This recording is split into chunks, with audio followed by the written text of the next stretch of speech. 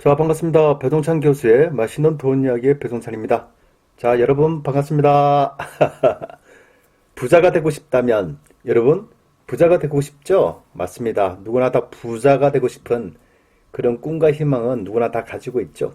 그래서 오늘은 이 부자가 되고 싶을 때 가장 먼저 해야 될 일, 그거부터 먼저 한번 설명을 한번 해보도록 하겠습니다. 화면을 먼저 보시죠. 사회적으로 양극화가 심하죠. 이 가진 자와 가지지 못한 자의 차이, 이 차이를 우리는 양극화라고 표현을 하고 있습니다. 그런데 이 자동차만큼은 이러한 양극화가 잘 좀 통하지 않는 것 같아요. 즉, 부자이면서도 차는 흐름 않고 타는 경우도 많고, 또 원룸 투룸에 사시면서도 또 외제차를 끌고 다니는 그런 젊은 사람들이 주변에 많지 않습니까? 어떻게 보면 양극화의 종말을 보는 듯한 그런 생각도 한번 해봅니다. 하지만 그 내막을 좀 자세히 살펴보면 또 한편으로 보면 좀 씁씁한 그런 마음이 좀 들어요. 제가 알고 있는 그 200억대 부자는요, 재산은 많아요. 근데 그분이 끌고 다니는 차는 좀 한 15년 정도 되는 그런 봉고 차량을 아직도 끌고 다니세요. 그래서 제가 그분한테 여쭤봅니다. 아니, 재산이 이렇게 많으시면서 차는 왜 이렇게 이 차를 아직도 끌고 다니시냐? 라고 하면 그 사람은 그렇게 얘기를 합니다. 차는 차일 뿐이다. 좋습니다. 차는 차일 뿐인데요. 제발 좀 청소 좀 하고, 이건 먼지가 이렇게 뿌옇고, 예, 세차를 거의 안 한답니다. 아니, 그렇다면 왜 세차도 안 하십니까? 라고 하면 그분은 이렇게 또 답을 합니다. 차는 차일 뿐입니다, 교수님. 맞아요.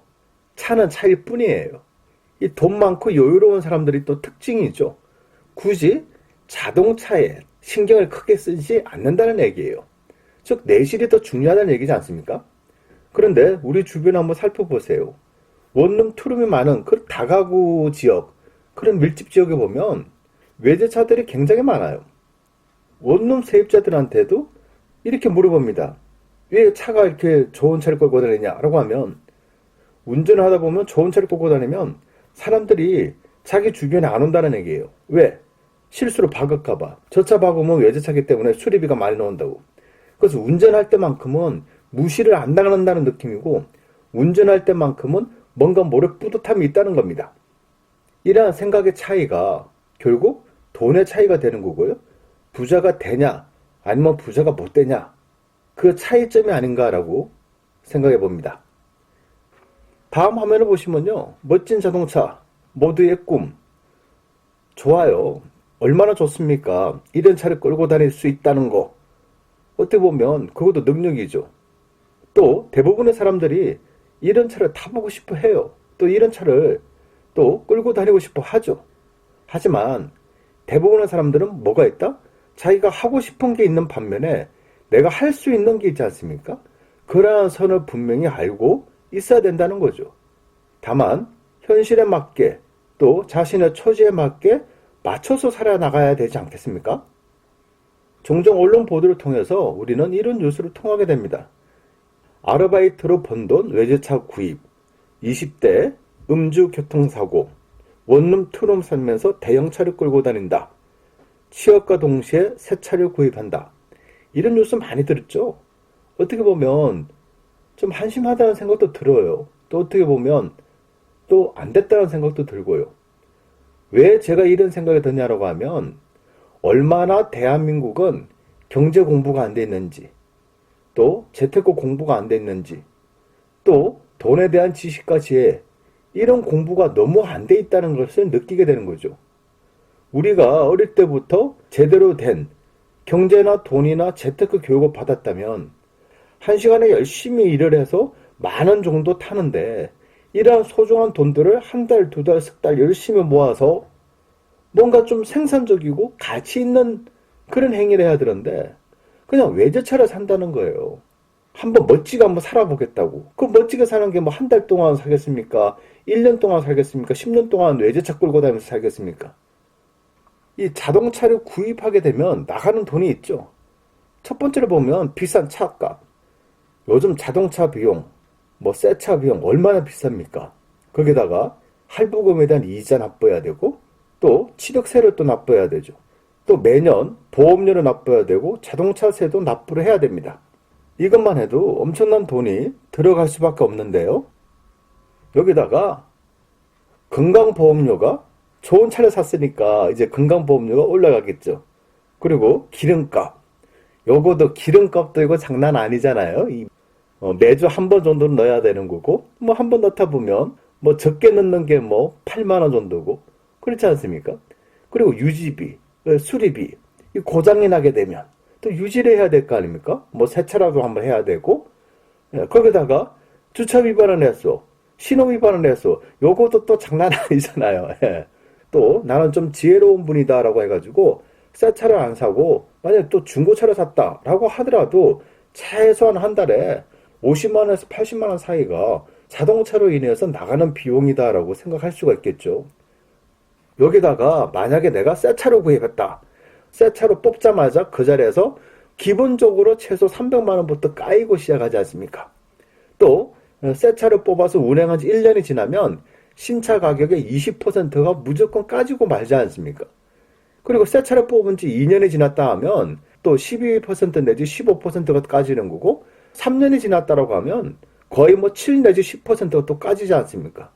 그런 식으로 따지면 새 차를 뽑아서 3년 정도 지났다라고 하면 새 차 가격의 40에서 50% 정도가 그냥 빠져버리잖아요. 이게 새 차라는 겁니다. 결론적으로 보면 새 차를 구입했다는 거는 실익이 없다는 거예요. 특히 재테크 쪽으로 볼 때는 정말 부자가 되는 길을 막는 걸림돌이다 라고 생각할 수밖에 없다는 거죠. 제가 대학 교수로 있을 때인데요, 이 저희과 학생들이 저에게 이 자동차를 사고 싶은데 교수님 어떤 자동차를 사면 좋을까요? 라고 질문하는 겁니다. 그래서 제가 그 학생한테 이렇게 질문을 했죠. 무슨 돈으로 자동차를 사니? 여름방학 때 알바를 떼가지고 250만 원 모았는데요, 이제 중고 자동차를 사겠다는 겁니다. 그래서 제가 물어봤죠. 왜 자동차를 사려고 하니? 라고 물어보니까 그 학생은 이렇게 대답을 했습니다.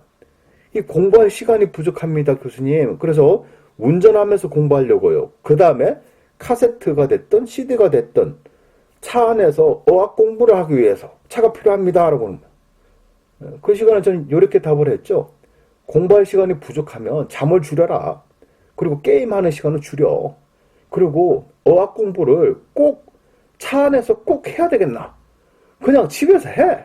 집에서 할 수 있잖아. 그리고 차는 니들이 부자로 되는 길을 막는 바리게이트야. 돈 없이 그냥 차 타고 막 돌아다니는 그런 허푼쟁이가 되지 말고 돈 많고 걸어다니는 그런 자랑스러운 뚜벅이가 되라. 그때 학생들은 반응은 조용했어요. 근데 그 학생이 제 얘기가 좀 통했나 봅니다. 그 학생이 중고 자동차를 안 샀어요. 안 사고 그 학생은 오토바이를 샀어요. 근데 오토바이를 타고 다니다가 학교 내에서 넘어져가지고 팔이 부러졌어. 팔이 부러져가지고 예, 강의 시간에 보니까 팔에 그냥 기부스를 해가지고 왔어요. 그 학생이 저한테 이렇게 말을 했습니다. 교수님, 차라리 교수님, 그때 중고 자동차를 샀으면 제가 팔이 안 부러지는데, 그때 자동차를 샀어야 되는 거예요. 이렇게 말을 하더라고요. 그래서 제가 그 학생한테 그랬어요. 나는 너한테 자랑스러운 뚜벅이가 되라고 그랬지, 내가 언제 너한테 그런 위험한 오토바이를 타라고 그랬네? 이렇게 말하는 순간 교실 안에 그냥 웃음바다가 됐죠. 그런데요, 학생들이 그래요. 대학생들이. 그리고 20대 초반 애들이 그래요. 젊은 우리 아이들이 그렇게 생각한다니까요. 또한 20대, 30대들이 차를 사고자 하는 목적은 뭐 공부할 시간이 부족하다, 어학 공부를 뭐 하고 싶다, 뭐 편하게 여행 가고 싶다.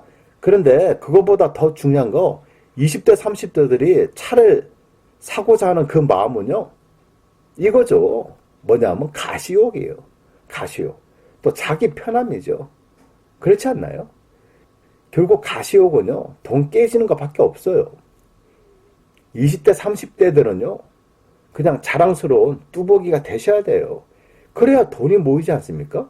그래야 또 부자의 길로 또 접을 수가 있어요. 저희 딸도요, 자동차 사고 싶다고 말을 하더라고요. 그래서 물론 또 그래요. 지가 벌어서 지가 사겠다는데 그런데 전 이렇게 대답을 했어요. 딸내미한테요. 우리 딸아, 최소한 네가 5천만 원을 모아놓고 차 이야기를 해라. 지금은 안 돼. 네가 5천만 원 모을 때까지.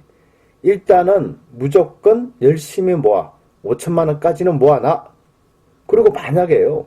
시간이 지났어요. 우리 딸이 아빠 나 5천만 원 모았으니까 이제 자동차를 사고 싶어. 라고 말을 하면 전 이렇게 할 거예요. 그 돈을 가지고 얘 이름으로 작은 아파트를 하나 사줄 겁니다. 그리고 또 이렇게 얘기할 겁니다. 자, 이제 5천만 원만 모으면 그때 자동차 얘기를 다시 끝내자. 일단 5천만 원만 모아놔. 라고 또 말을 할 겁니다. 결국엔요. 우리 딸내미는요. 차를 못 사게 할 거예요. 그리고 돈을 모으게 되면 그 모은 돈으로 작은 아파트라도 한 채, 두 채, 세 채 하나씩 사 모으게 할 겁니다. 여러분, 이게 부자의 길로 가는 그런 길이 아니겠어요? 그리고 40대, 50대들이 차를 구입하는 목적, 이것도 뭐 간단하죠. 저도 알고 있어요. 저도 40대, 50대를 아니까. 그러면 40대, 50대들이 차를 구입하는 목적은요? 이렇게 또 대부분 말씀을 해요. 차 수리비가 많이 들어간다. 차 구입한 지가 벌써 몇 년이 지났다. 애들도 자랐고 이제 큰 차가 필요하다. 100% 똑같이 말할 겁니다. 그리고 차를 바꾸고 싶어 이런 얘기는 언제 하냐라고 하면 이제 목돈이 갑자기 들어왔어요. 예를 들어서 뭐 적금 만기가 됐다든가 아니면 갑자기 꽁돈이 큰 돈이 생겼다든가 그때 차를 바꾸겠다는 이런 생각이 또 서서히 또 자라나게 돼 있어요.